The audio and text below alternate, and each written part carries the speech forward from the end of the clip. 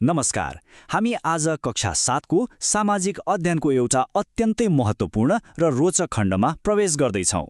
सुरुवाती मानव समाज कसरी बन्यो, मध्यकालीन नेपालको अवस्था कस्तो थियो, हाम्रो पृथ्वीको बनावट कसरी परिवर्तन हुन्छ अनि जनसङ्ख्या व्यवस्थापन किन जरुरी छ, यी सबै कुराहरू आजको यस विश्लेषणात्मक प्रस्तुतिमा समेटिनेछन्।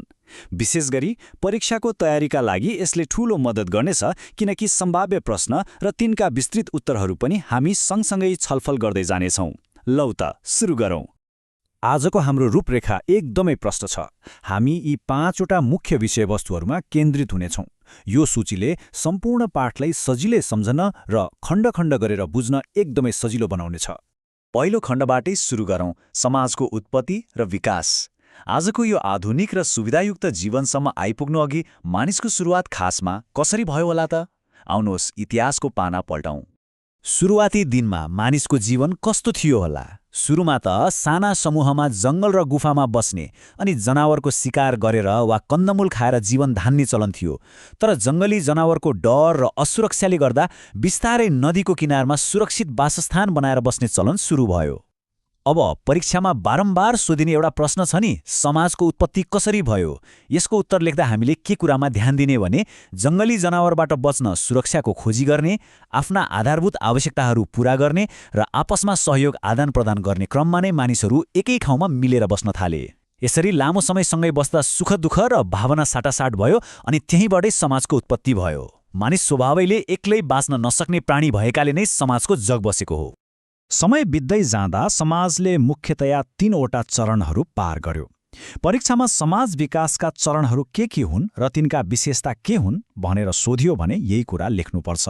पहिलो हो प्रारम्भिक चरण अर्थात् ढुङ्गे युग, जहाँ मानिसले ढुङ्गाका हतियार बनाउन र आगो बाल्न सिके। यो बेला पूर्ण रूपमा प्रकृतिमाथि भर पर्नु पर्थ्यो। दोस्रो मध्य चरण वा बर्बर युग, जहाँ आएर बल्ल पशुपालन र खेतीपातीको सुरुवात भयो, जसले मानिसलाई एकै ठाउँमा स्थायी रूपमा बस्न सिकायो। र तेस्रो हो आधुनिक चरण अर्थात् सभ्य युग, जहाँ हामी अहिले छौँ। यो विज्ञान, प्रविधि, उद्योग र साहित्यले चरम शिखर चुमेको अवस्था हो। विश्वव्यापी मानव विकासको यो रोचक यात्राबाट अब हामी सिधै हाम्रो आफ्नै देश नेपालको इतिहासतिर लागौँ। दोस्रो खण्डमा हामी मध्यकालीन नेपाल र त्यति बेलाका राज्यहरूको बारेमा कुरा गर्नेछौँ। त्यति बेलाको नेपाल अहिलेको जस्तो ठूलो र एक ढिक्का पक्कै थिएन। भूगोल र नदीका आधारमा यो साना साना टुक्राहरूमा बाँडिएको थियो। कर्णाली प्रदेश र आसपासमा करिब 22वटा साना राज्यहरू थिए, जसलाई 22 राज्य भनिन्थ्यो। जुम्ला, जाजरकोट जस्ता ठाउँहरू यसैमा पर्थे। गण्डकी प्रदेश वरपरका करिब 24वटा राज्यहरूलाई चाहिँ 24 राज्य भनिन्थ्यो, जसमा पाल्पा र लमजुङ पर्दथे। उता काठमाडौँ उपत्यकामा, जसलाई नेपाल मण्डल पनि भनिन्थ्यो, मल्ल राजाहरूको शासन थियो। अनि पूर्वतर्फ हेर्ने हो भने पाल्पाबाट सुरु भएर मकवानपुर हुँदै विजयपुरसम्म सेन राज्यहरूको वर्चस्व थियो। यसले तत्कालीन नेपाल राजनीतिक रूपमा कति टुक्रिएको र कमजोर थियो भन्ने प्रश्न पार्छ। कर्णाली प्रदेशको सिन्जा उपत्यकाको इतिहास त झनै मजाको छ। सिन्जालाई राजधानी बनाएर खस मल्ल राजाहरूले करिब 300 वर्षसम्म राज गरे। यो सभ्यताको प्रभाव आज पनि हाम्रो नेपाली समाजमा गहिरोसँग जरा गाडेर बसेको छ नि।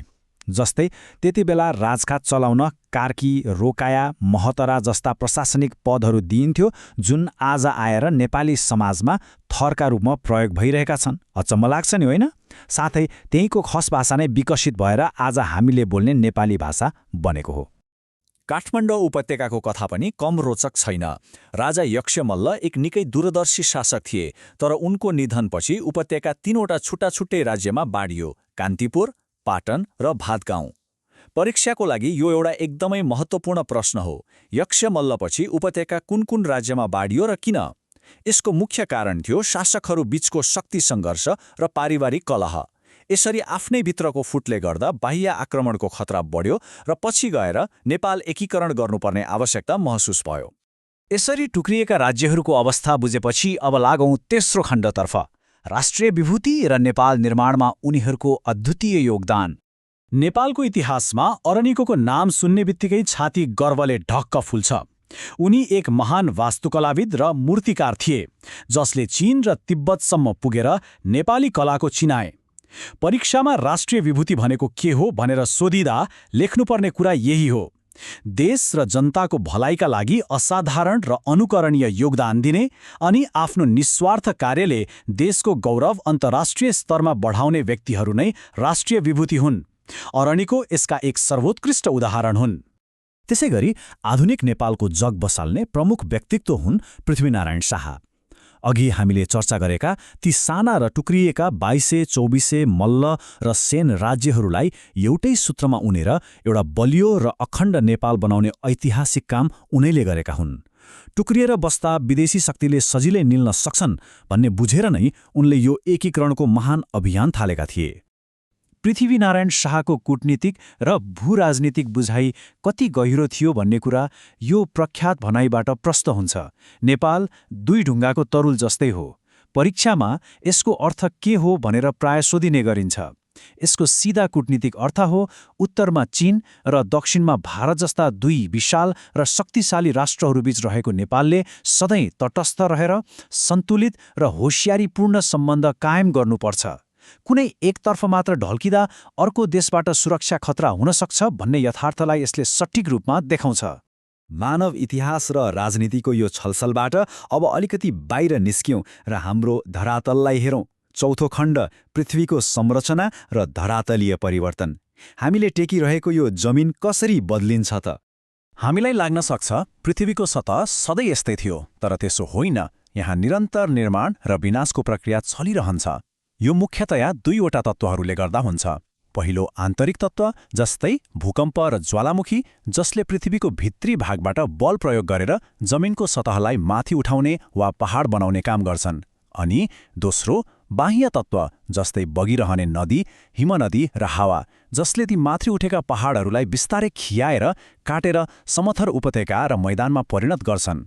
परीक्षामा आन्तरिक र बाह्य तत्त्वबीचको भिन्नता सोधिँदा यिनै कुराहरू खुलाएर लेख्नुपर्छ।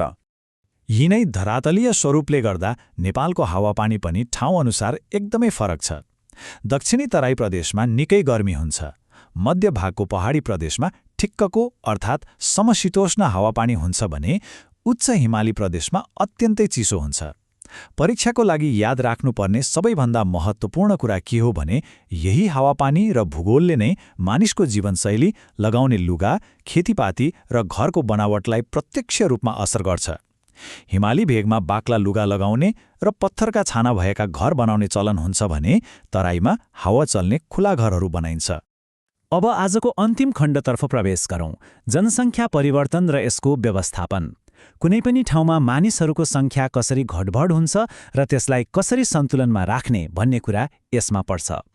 जनसङ्ख्या र मानिसको गुणस्तरीय जीवनबीच निकै गहिरो सम्बन्ध हुन्छ। परिवारमा थोरै सन्तान भए भने शिक्षा, स्वास्थ्य र पालनपोषण जस्ता आधारभूत कुराहरू सजिलै पूरा गर्न सकिन्छ, जसले जीवनस्तर उकास्छ। त्यसैले गाउँघरमा स्वास्थ्य स्वयंसेविकाहरूले दिने परिवार नियोजन सम्बन्धी सल्लाह र सेवाहरूले जनसङ्ख्या व्यवस्थापनमा एकदमै ठूलो भूमिका खेलिरहेका हुन्छन्। सचेतना र स्वास्थ्य सेवाले नै समाजलाई अगाडि बढाउने हो। जनसङ्ख्या कहिल्यै पनि एकै ठाउँमा स्थिर रहँदैन। परीक्षामा प्राय सोधिने प्रश्न हो, जनसङ्ख्या परिवर्तनका कारक तत्त्वहरू के हुन्? यसको उत्तरमा 3वटा मुख्य कुराहरू लेख्नुपर्छ: जन्म, मृत्यु र बसाइसराई। जन्मले जनसङ्ख्या बढाउँछ, मृत्युले घटाउँछ, अनि बसाइसराईले चाहिँ एक ठाउँको जनसङ्ख्या घटाएर अर्को ठाउँको जनसङ्ख्या बढाउने काम गर्छ। जस्तै शिक्षा र रोजगारीको खोजीमा पहाडबाट तराई वा सहरतर्फ हुने बसाइसराई यसको एउटा राम्रो उदाहरण हो। हामीले समाजको उत्पत्तिदेखि इतिहास, भूगोल र जनसङ्ख्यासम्मका धेरै कुराहरू सिक्यौं। अन्त्यमा एउटा गहिरो प्रश्नमा विचार गरौँ। कुनै पनि विशेष क्षेत्रको हावापानी र भूगोलले त्यहाँका मानिसहरूको जीवनशैली र अर्थतन्त्रलाई कसरी आकार दिइरहेको हुन्छ? इतिहासलाई हेर्दा पनि राज्यहरू भूगोल र नदीकै आधारमा बनेका थिए। आजको यो विश्लेषणात्मक प्रस्तुतिले पाठलाई गहिराईबाट बुझ्न र परीक्षाको उत्कृष्ट तयारी गर्न पक्कै पनि ठूलो मद्दत पुग्यो होला। निरन्तर सिक्ने र खोज्ने क्रम जारी रहिरहोस्। धन्यवाद।